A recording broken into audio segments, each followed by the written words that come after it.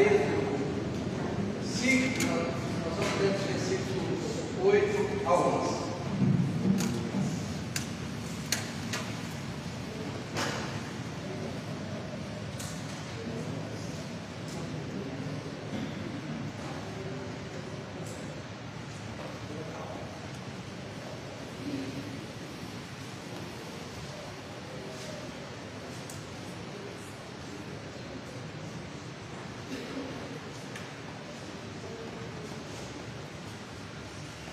Primeiro Pedro 5, os versículos 8 ao versículo 11.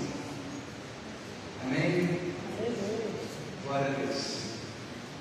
Então a palavra do Senhor diz o seguinte: queria que você ficasse conectado. Primeiro, assim, estou muito feliz, estou vendo pessoas aqui que há muito tempo no dia da igreja. Aí vem atrás de você do Marquinhos. Dina, irmã Cristina, que bom ter vocês aqui, que bom ter vocês todos aqui, então voltemos para cá. 1 Pedro 5, a partir do versículo 8, a palavra do Senhor diz o seguinte: sede sóbrios e vigilantes. Então a palavra está dizendo nós sermos o quê? Sóbrios e vigilantes, ou seja, que a nossa mente seja uma mente segura, uma mente firme, uma mente consciente, e que sejamos também o quê? Vigilantes. Aí o texto vai seguir nos dizendo por que temos que ter este comportamento. Aí ele diz o seguinte: o diabo, o vosso adversário, anda em derredor, como um leão que ruge, procurando alguém para o quê? Para devorar. Resisti-lhe firme na fé, certos de que sofrimentos iguais aos vossos estão se cumprindo na vossa irmandade espalhada por onde? Só aqui em Belo Horizonte? Não, todo mundo. Ora, mas agora vem a resposta que nós precisamos. Ora, o Deus de toda graça, que em Cristo nos chamou à sua eterna glória, depois de ter sofrido por pouco, Ele mesmo vos lá de aperfeiçoar, firmar, fortificar e fundamentar. A Ele o quê? A Ele seja o domínio pelos séculos dos séculos. Amém. Glória a Deus. Pai amado, Pai querido, Deus de toda glória, esta é a tua santa, poderosa e maravilhosa palavra, papai, que ainda que nos alerte, Deus, ainda que nos alerte sobre o agir do nosso inimigo, a tua palavra de uma forma, papai, irrefutável, Deus, está nos dizendo, Pai querido, que o Senhor é conosco a cada dia, a cada instante, a cada adversidade, a cada momento, papai, o Senhor é conosco. Por isso, papai, seja conosco também nessa noite, seja, Pai, com cada um de nós, seja com cada um dos meus irmãos, das minhas irmãs, com cada criança aqui, papai. Ah, Deus, seja com a nossa igreja, papai. Nós precisamos do Senhor.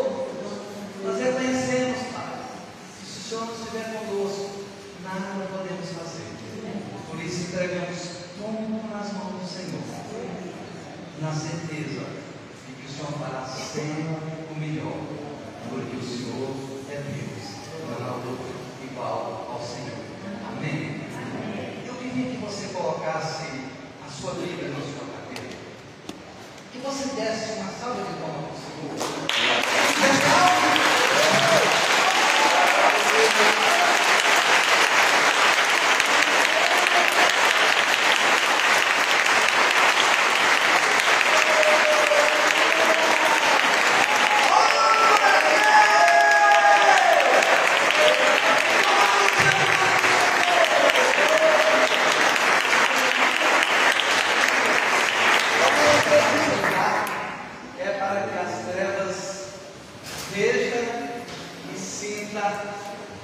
quem é o Deus ao qual nós adoramos nesse lugar. Aleluia! Nesse lugar, nós adoramos o Deus de Abraão, o Deus de Isaac e o Deus de Jacó, o Deus de todo poder. Esse Deus que nós servimos nesse lugar, esse Deus que nós queremos cultuar nesse lugar, esse Deus que nós queremos render glória a Ele nesse lugar. Aleluia! Preste atenção. Antes de nós desenvolvermos o texto que nós acabamos de ler e trazer mais outros textos que serão lidos aqui nessa noite, eu gostaria de trazer um pequeno testemunho para a igreja do Deus vivo, do Deus poderoso, que congrega nesse lugar do Adonai nas noites. Prestem bem atenção. Há aproximadamente 30 anos eu tive o privilégio de me converter ao Senhor. E o fiz juntamente com a minha esposa ali na igreja Batista da Lagoinha, ali na Serra. E um tempo depois da minha conversão, eu engajei no ministério lá, juntamente com a minha esposa. E esse ministério, ele atuava em 3 frentes da igreja. Ele atuava na frente de células, era um ministério voltado para células. Ele atuava junto da casa de honra, que é uma casa que acolhe ali os idosos, e alguns poucos que estão aqui sabem do que eu estou falando. E a outra frente era o Impacto Vida. Naquela época nós tínhamos um número assim, expoente de pessoas que iam no Impacto Vida, e quando chegava, a gente ali na casa da honra ministrava nos primeiros passos, era um culto, de tanta gente que tinha uma expressão tão grande na nossa igreja, que havia um programa na Rede Super que era dedicado exclusivamente ao Impacto Vida, e eu me lembro que inclusive eu gravei mensagens nesse programa para o Impacto Vida. Preste atenção.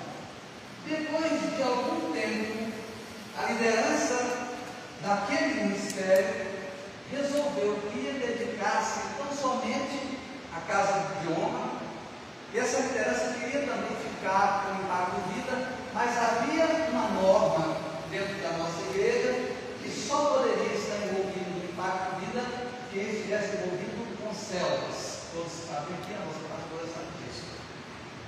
E aquela pastora, aquela líder daquele ministério, ela nos disse que ela ficou um ano orando ali para saber a quem ela entregaria ali o Impacto Vida, e aqui ela entregaria as células, que eram várias células que estavam sob a direção dela como pastora ali regional. Mais sincero, pastora. Muito bem. E nesse um ano que ela esteve em jejum e oração, para que Deus falasse com ela a quem ela deveria entregar aquelas 2 frentes, e o Senhor falou para ela de uma forma muito clara, de uma forma muito nítida, a quem entregar. E eu queria apresentar para vocês nessa noite a pessoa a quem o Senhor mandou ela entregar aquela célula e a frente do Impacto Vida, a nossa querida pastora Glória Massa. Olha só, ouçam só o que eu vou lhe dizer nessa noite, tá? Muito bem. E ela nos falou, ela chamou a mim, chamou outras pessoas e disse: olha, o Senhor falou ao meu coração e me disse de uma forma clara para me entregar essas 2 frentes, a pastora Glória, e eu estou indicando vocês também, a mim e a outras pessoas que nos acompanhavam, a minha esposa, para que vocês engajem com ela. Mas vocês não são obrigados a fazer isso, vocês têm a liberdade, se quiserem, de ir para outros ministérios. Eu nunca vi, eu conhecia a pastora Glória de ver passar, nunca vi ela ter sentado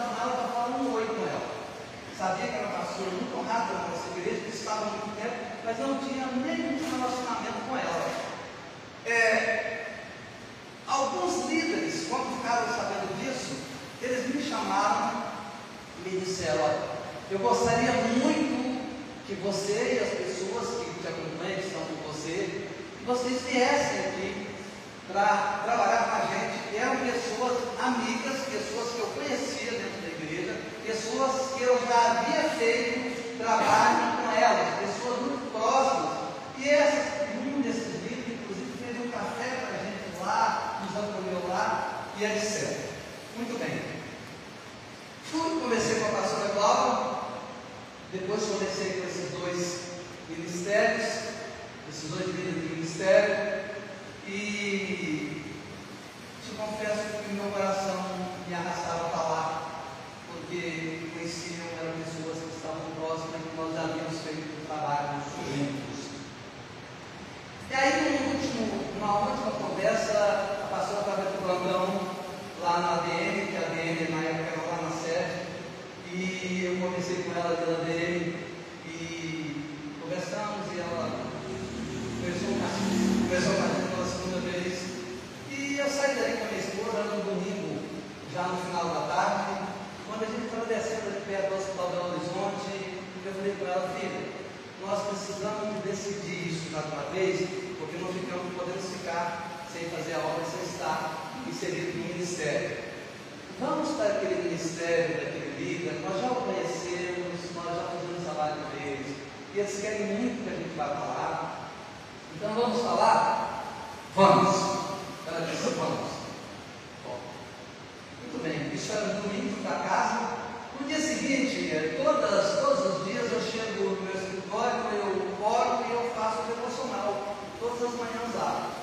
Na hora que eu comecei a orar para fazer o devocional, o Senhor disse para mim assim: até agora você decidiu para o ministério para o qual você pretende ir, do seu coração, da sua cabeça. Você ainda não me perguntou para onde que eu quero lhe enviar. Eu tomei um susto e disse: Pai, o Senhor tem toda a razão. Eu estou indo, eu estou sendo puxado pelo meu coração. A partir de agora, Senhor, eu vou entregar essa situação ao Senhor. E eu vou para o ministério que o Senhor quiser que eu esteja. Eu quero estar no centro da vontade do Senhor. E comecei a orar. Não falei nada com a minha esposa. Mas eu disse: Deus, eu vou pedir ao Senhor um sinal. Eu vou pedir ao Senhor que a liderança para a qual o Senhor quer que eu e minha esposa vá, e as pessoas que estão conosco, que o Senhor, que o líder desse ministério, ligue para mim, reiterando o convite que ele já me fez, porque os três já tínhamos feito, reiterando o convite. Porque aí eu saberei que é a mão do Senhor, que é a mão poderosa do Senhor agindo. Isso foi na segunda. Quando foi na terça-feira, eu saí do almoço. Quando eu desci, meu telefone tocou. Eu olhei, não era uma chamada que estava identificada. Eu não tinha o telefone do pastor Laura Salvo, não tinha o telefone dos outros dois, mas não tinha da pastora. A pessoa com qual eu disse que eu tinha um relacionamento assim com ela, eu disse: sentar para começar. Era ela, a pastora Laura. Ela disse para mim assim: Antônio, me apresentou o projeto, vem para aqui, etc. Naquela hora, o meu coração ficou saltitante de alegria. Mas eu não disse nada para ela. Disse: sim, pastor. Eu só fiquei ali e disse: meu Deus, mas como o Senhor é maravilhoso, como o Senhor é precioso. Cheguei no escritório e a minha esposa era caroneira. Ali, inclusive, de manhã, ela trabalhava próximo do meu escritório. Eu liguei para ela, porque eu não havia falado isso para ela não, tá? Eu não havia falado para ela que o Senhor me falou isso e que eu tinha orado. Não falei nada com ela, se ela está aqui, Deus de Deus. Aí, eu falei: filha, o Senhor falou comigo e Ele me falou para qual ministério que eu devo ir, que nós devemos ir. Ela disse para mim assim: Ele também falou comigo. E eu falei: mas como assim, se nós já tínhamos decidido para qual ministério nós íamos? nós íamos. Ela falou assim, ele também falou comigo. Eu falei, e para qual ministério que o Senhor falou que nós devemos ir?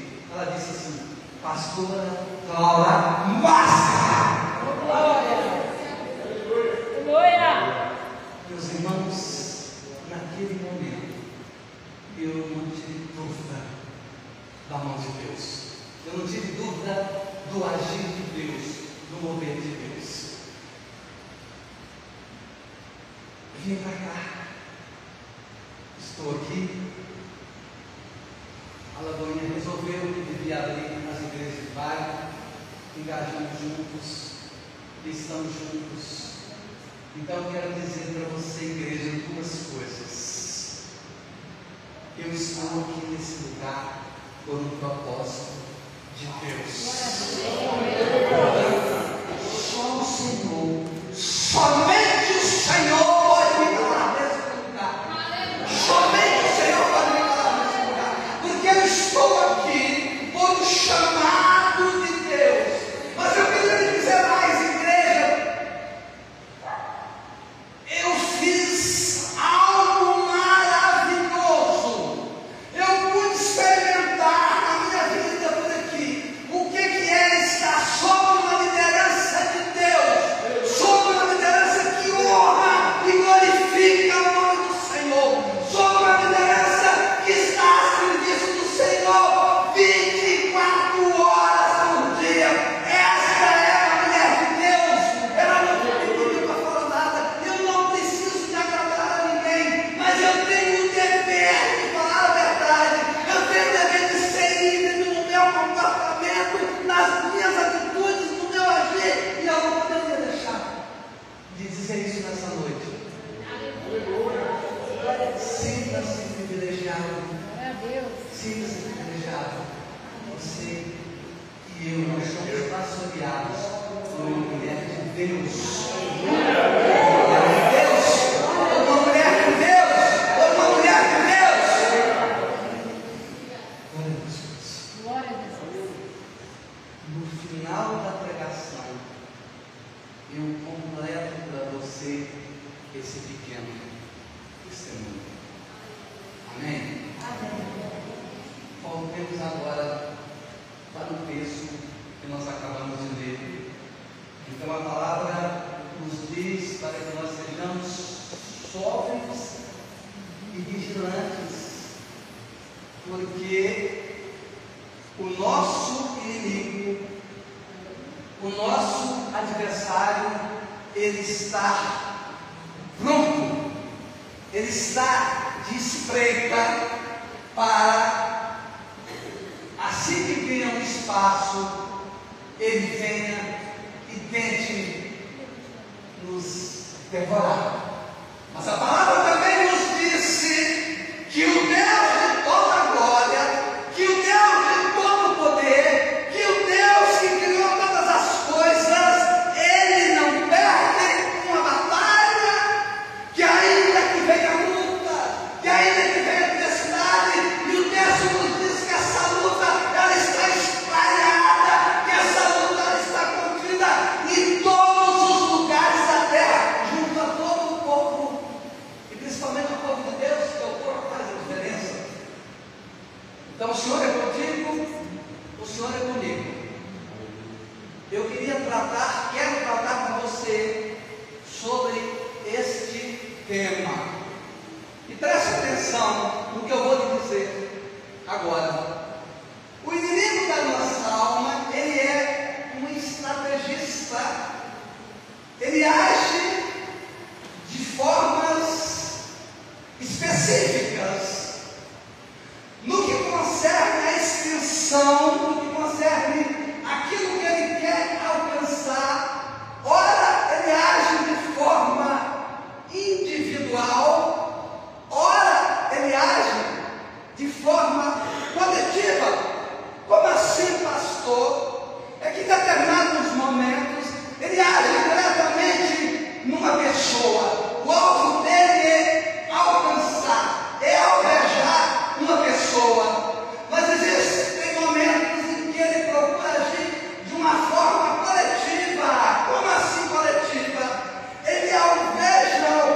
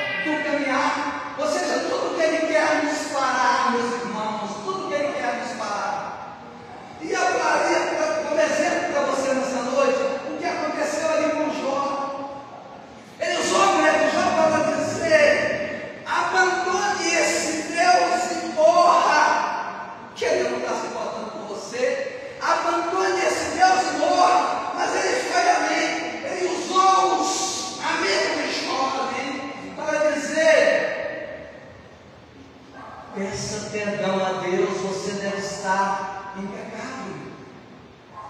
Então o inimigo queria atingir Jó, porque Jó era uma pessoa que desfrutava ali de um bom conceito, de um homem que estava ali e que fazia a vontade de Deus.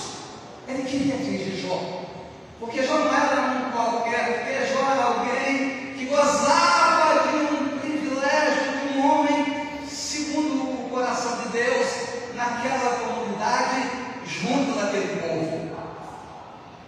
Trazendo isso para a prática, entenda uma coisa: o Senhor criou o homem e o colocou numa casa maravilhosa, numa casa linda, chamada jardim. Imagina bem, se o Éden já é lindo, imagina o jardim, que era a casa do homem, ou seja, é como se fosse a cereja do bolo. É como se fosse a cereja do bolo e colocou o homem ali.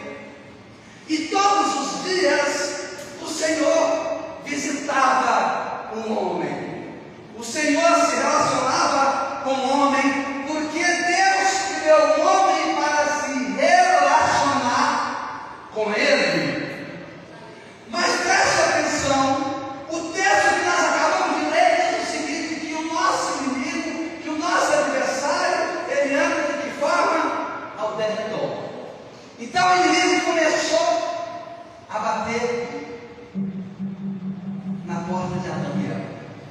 Começou a bater na porta do coração de Adão e Eva. Continuou, como diz aí, a buzinar no ouvido deles, até que Adão e Eva, usando de uma chave do pecado, chamada desobediência, abriu a porta e o diabo entrou. E no momento que o diabo entrou, o Senhor ele não divide a sua glória com ninguém. O homem foi lançado fora do jardim. O diabo deve ter dito assim: ganhei, mas ninguém pode sobrepujar a vontade e o querer de Deus. Havia um plano perfeito que havia sido forjado desde a eternidade. Desde a eternidade havia um plano perfeito para resgatar o homem da queda que já era sabida, que já era projetada e que a Santíssima Trindade já tinha conhecimento dela. E qual que é o plano perfeito de Deus? O plano perfeito de Deus é João 3,16, que diz o seguinte: porque o Senhor amou o mundo de tal maneira que deu seu Filho unigênito, para que todo aquele que nele crer não pereça, mas tenha a vida eterna. Este é o plano perfeito de Deus. Amém? Ora, se Jesus é o plano perfeito de Deus, e nós não temos dúvida disso, e se o diabo é o nosso adversário, quem que é o alvo agora? Jesus.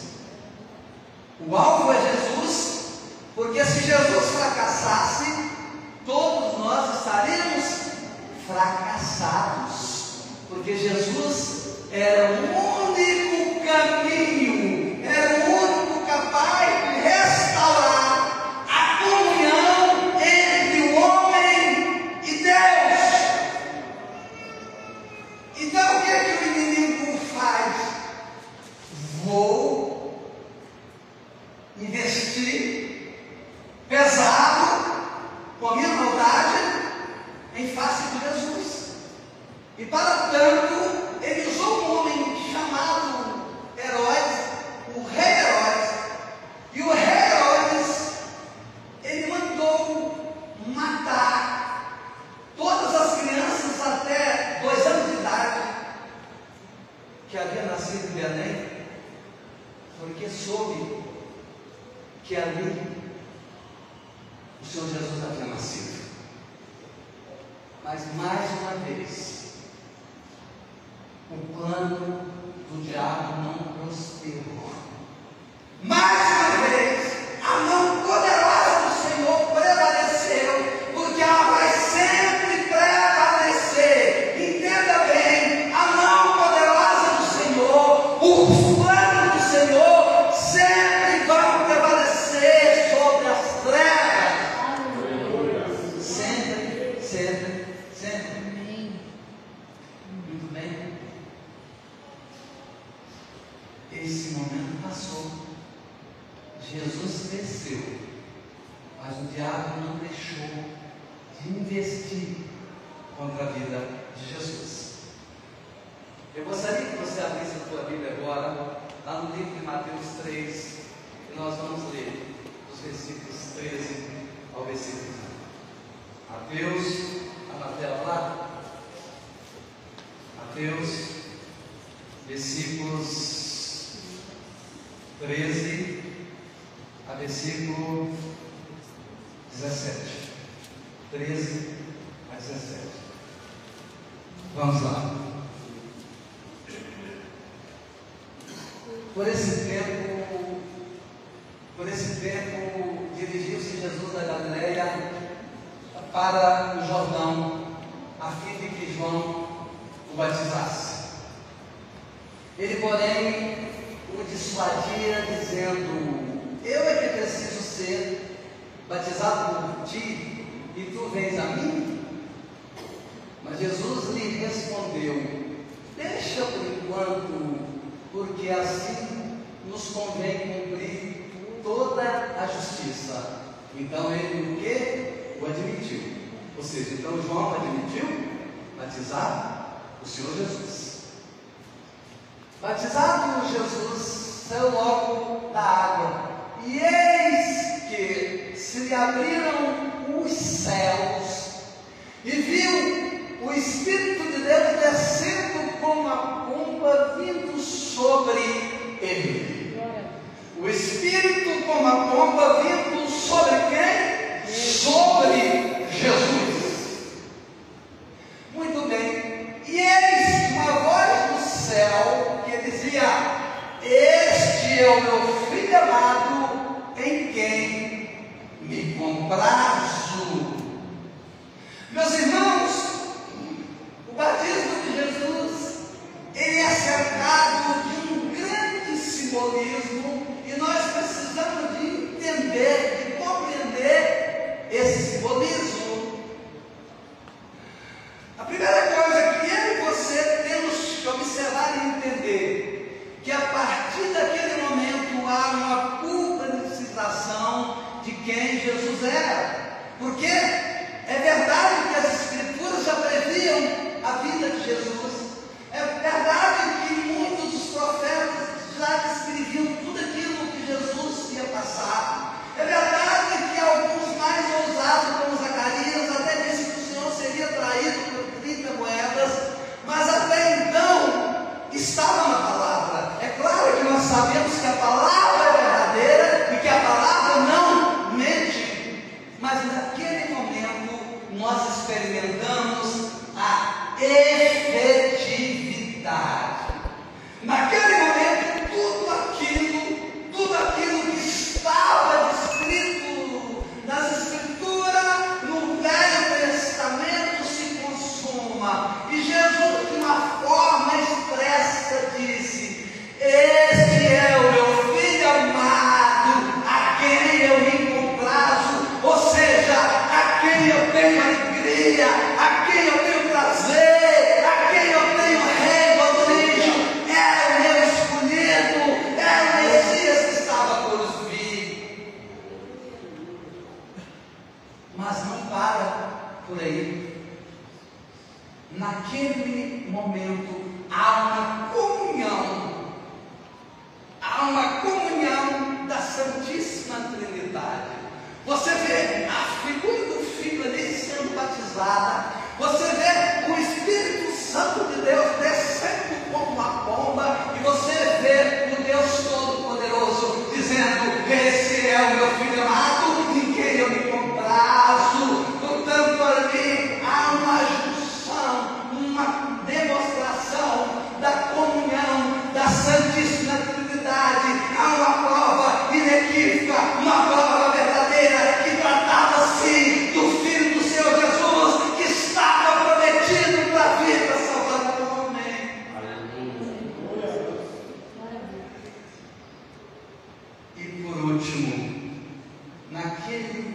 momento começa o ministério do Senhor Jesus.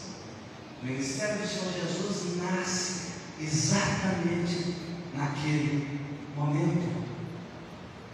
E aí, imediatamente depois que Jesus Cristo é batizado, o Espírito Santo de Deus pega Jesus e o leva para o deserto para ser tentado.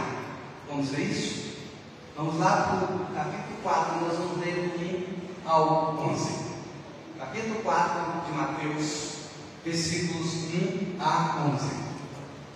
Amém?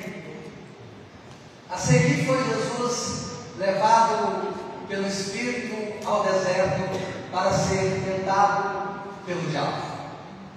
E depois de jejuar 40 dias e 40 noites, teve fome. Então o tentador, aproximando-lhe, disse: se és filho de Deus, manda que essas pedras se transformem em pão. Jesus, porém, respondeu: está escrito, não só de pão viverá o homem, mas de toda palavra que procede da boca de Deus.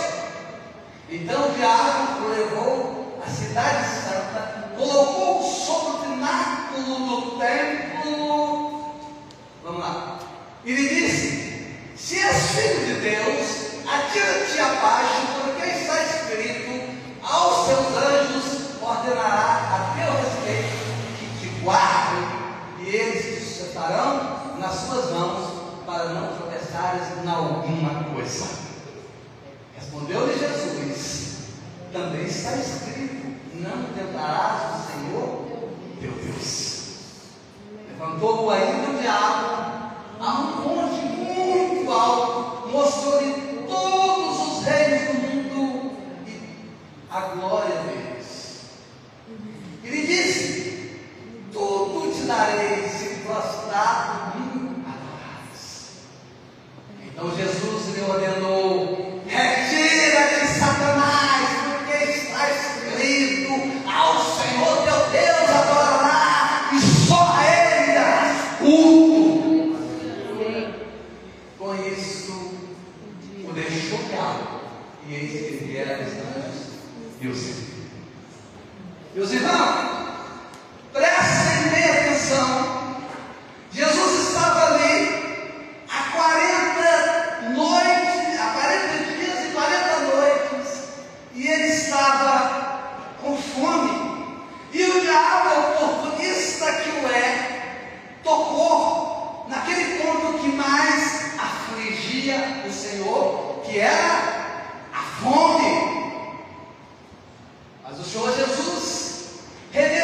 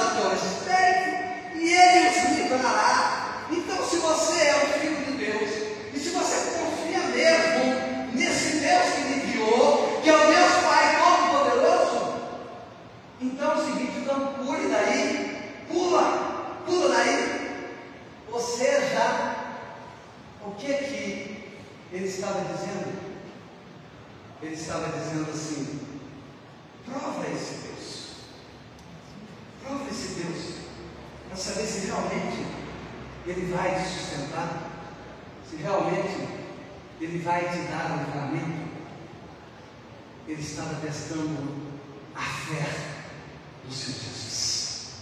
Ele estava testando a fé do Senhor Jesus.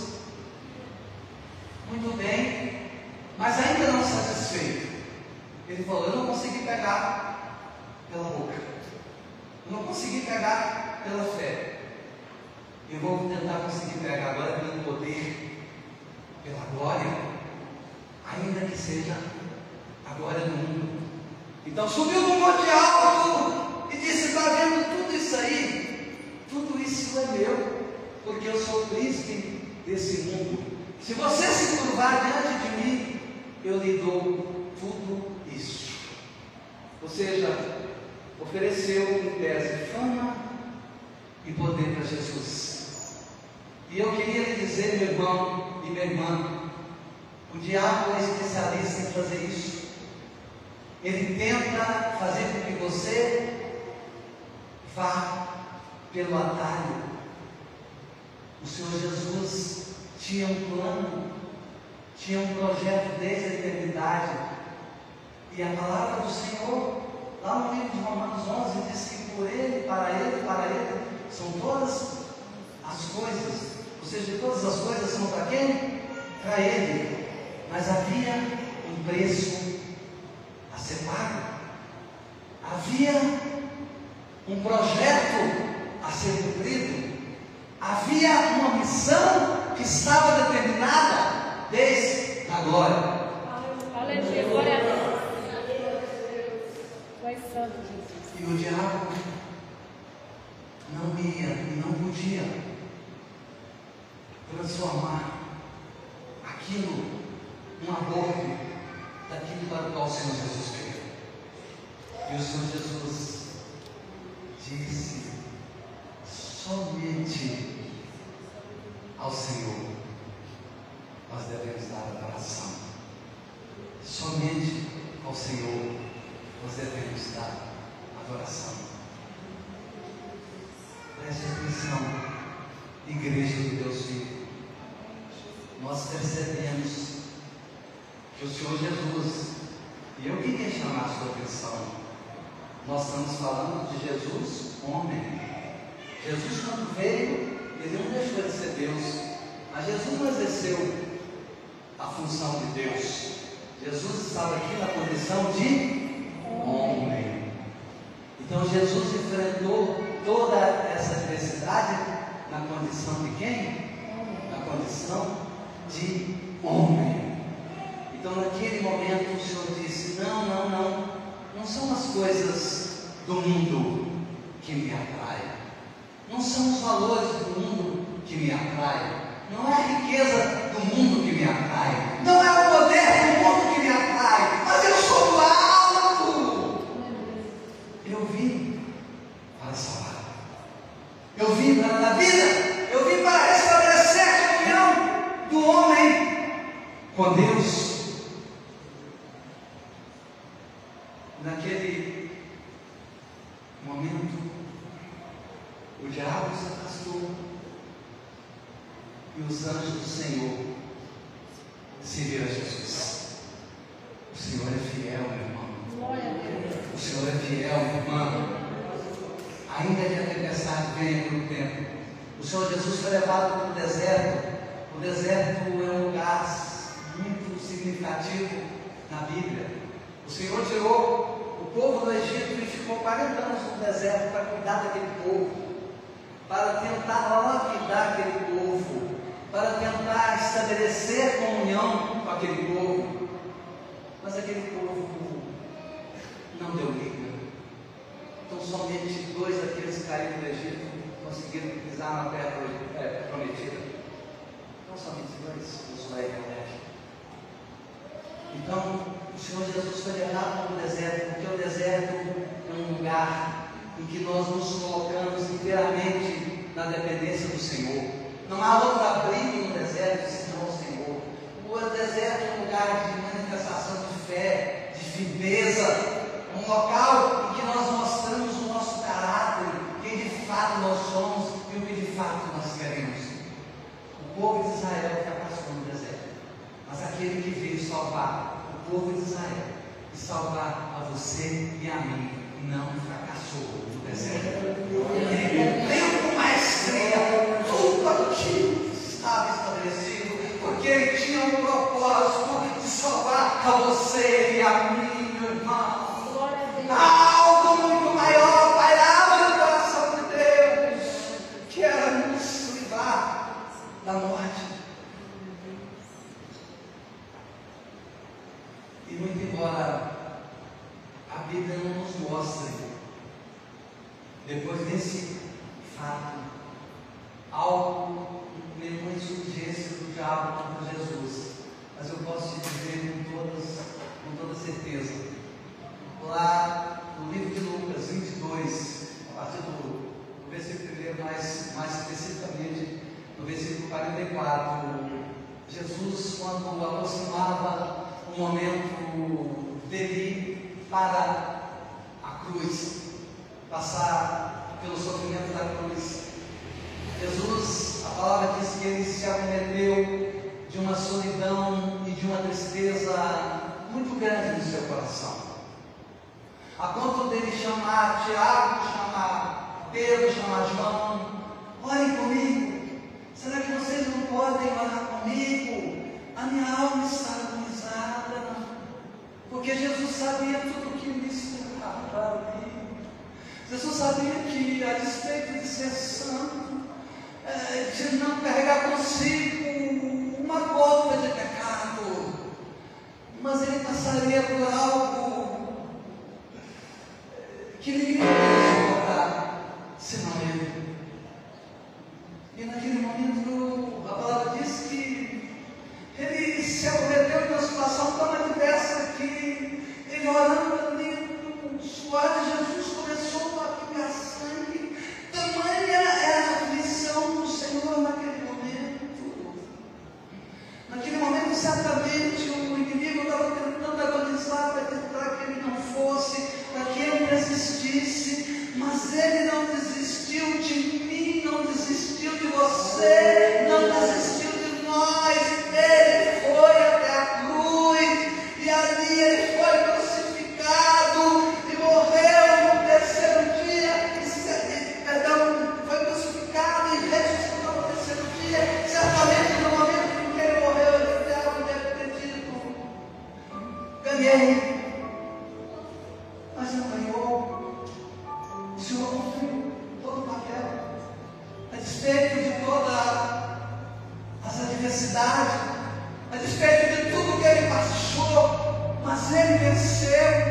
E eu e você somos mais do que vencedores em Cristo Jesus. Glória a Deus. Mas eu queria lhe dizer uma coisa, mais uma coisa nessa noite.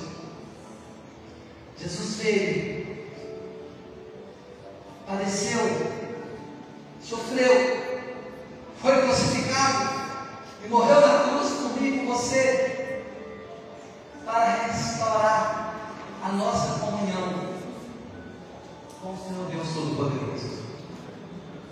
Mas eu queria lhe dizer, acabou a bateria. Aqui, pastor. Mas eu queria lhe dizer, igreja do Deus vivo, o Senhor cumpriu o seu papel ali na cruz. O Senhor cumpriu tudo aquilo que foi estabelecido para Ele como restaurador e resgatador de mim e de você. Mas o diabo ainda, até que ele seja lançado no lago de fogo, ele ainda continua ao nosso redor. Ele ainda continua nos perseguindo. Ele ainda continua tentando frustrar os nossos sonhos. Ele ainda continua tentando nos parar. Você vai dizer para mim assim: mas para aí, e o sacrifício da cruz? O sacrifício da cruz abriu um novo e novo caminho que fazia separação entre nós e Deus. O sacrifício da cruz abriu aquele véu que nos impedia de entrar no Santo dos Santos. O sacrifício da cruz trouxe a esperança da glória no meu e no seu coração. Mas até que o Senhor venha, até que nós estejamos na glória, com o corpo glorificado, Ele vai continuar tentando nos atormentar, tentando colocar pratos diante de nós, tentando criar situações que nos façam parar, que nos façam desistir. Lá no livro de Apocalipse 12, versículo 10, está escrito da seguinte forma: então ouvi grande voz do céu, proclamando: agora veio a salvação, o poder, o reino do nosso Deus e a autoridade de seu Cristo, pois foi expulso o acusador de nossos irmãos, o mesmo que o quê? Acusava como? De dia e de noite. De dia e de noite. Esse texto aí é um texto que está falando do ouvir. É um texto que está falando de escatologia, daquilo que vai vir. O texto não está dizendo que ele nos atormentava, não. O texto está dizendo que ele nos acusava dia e noite. Que naquele momento chega, parou.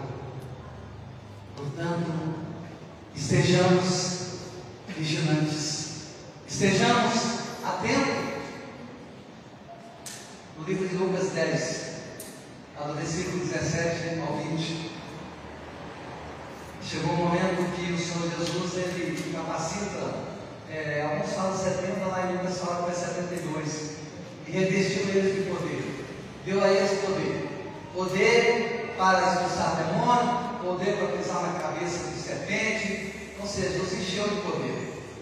E aí os comissionários foi, e eles voltaram de lá maravilhados, dizendo: Senhor, até o demônio não se submete a nós, no seu nome não há capeta que resista, não há diabo que resista. Eita glória.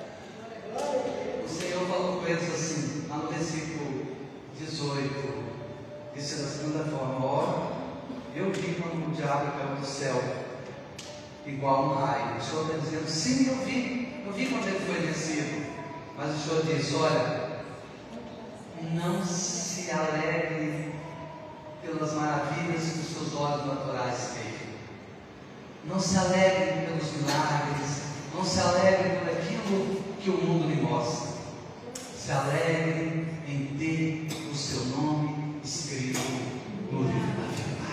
Aleluia! Se alegre em ter o teu nome escrito no livro da vida. É isso que deve trazer alegria no teu coração. Eu gostaria de chamar aqui na frente agora a pastora Clara Márcia, todos os pastores e a liderança da nossa igreja. Todos os pastores aqui em cima, quem puder subir aqui em cima, desculpa, quem não puder vir aqui embaixo, mas se puder subir todo mundo. Pastores, liderança, todo mundo aqui. Todo mundo aqui.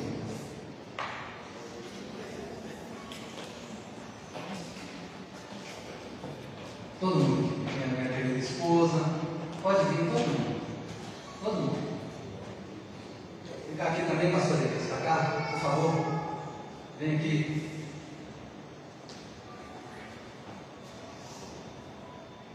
Eu queria, nesse momento, completar o testemunho que eu comecei no início desse culto.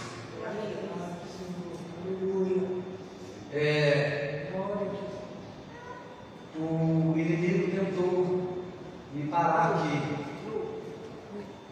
O inimigo tentou me parar aqui. Só tentou, pastor. Me parar aqui no domingo, nesse culto, diante de alguns que estavam ali. Ele não conseguiu e nunca vai conseguir, porque eu nunca me pautei na minha força, no meu saber, na minha expertise, mas eu sempre pautei no meu comportamento, no meu procedimento, no Senhor, e aqueles que me conhecem, que convivem comigo no dia a dia, são sabedores disso, meus familiares, esposa, que eu sou alguém que tenho a minha vida reta diante do Senhor. E não abro mão disso. Eu não sei se você se lembra, a Brita estava aqui, você lembra que eu falei aqui que o diabo não ia me parar, e que se a pastora Glória me convidasse para pregar domingo que vem, hoje eu estaria aqui. A pastora Glória, como zelosa que na segunda-feira de manhã, ela me ligou para saber como é que eu estava. Eu sabia que não saí bem, como é que eu estava, e eu disse, pastor, eu estou bem. Você falou de pregar no domingo, você quer mesmo pregar, você quer. Eu falei, pastora, eu marquei até o neurologista para mim. Deixa eu passar por esse neurologista primeiro, e depois então eu falei, ficamos assim. Eu queria que você mirasse bem o que eu vou dizer agora, tá, igreja? E eu comecei ali orando, e num dia daquele ali, no meu devocional, o Senhor falou comigo assim: você vai pregar. Olha só a igreja que eu vou te dizer. Você vai pregar. Eu falei, Deus, mas eu já falei com a pastora Cláudia e já combinamos que eu não vou pregar. Então, para que eu pregue, eu preciso que a pastora Cláudia, então, me telefone ou me mande uma mensagem e fale para eu pregar. A despeito de nós já termos conversado e já temos chegado ao consenso que eu não ia pregar. Meus irmãos, simplesmente, eu vou ver que dia foi aqui, mais especificamente, para me falar. Quinta-feira.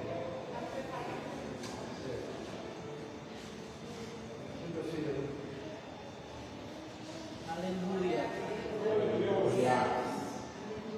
Glória a Deus.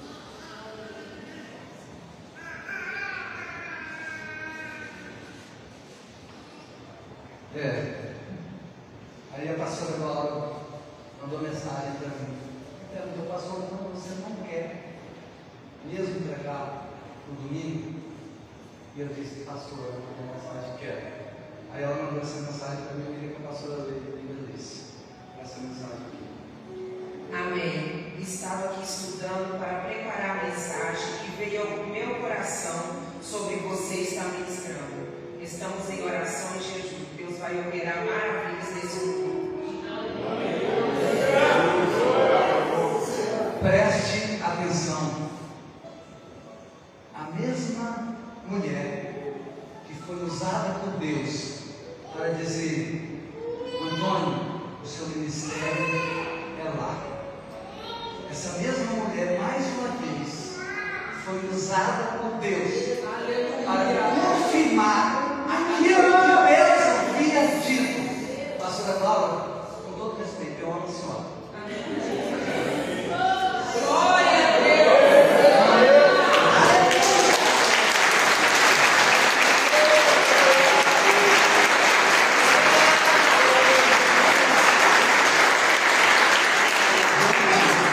É algo inacreditável.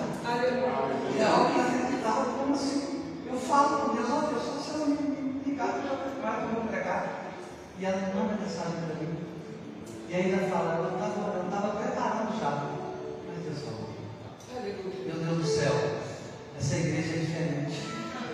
A liderança dessa igreja é diferente. Aqui tem gente falha, pecadores. A gente, pessoas que temem a Deus.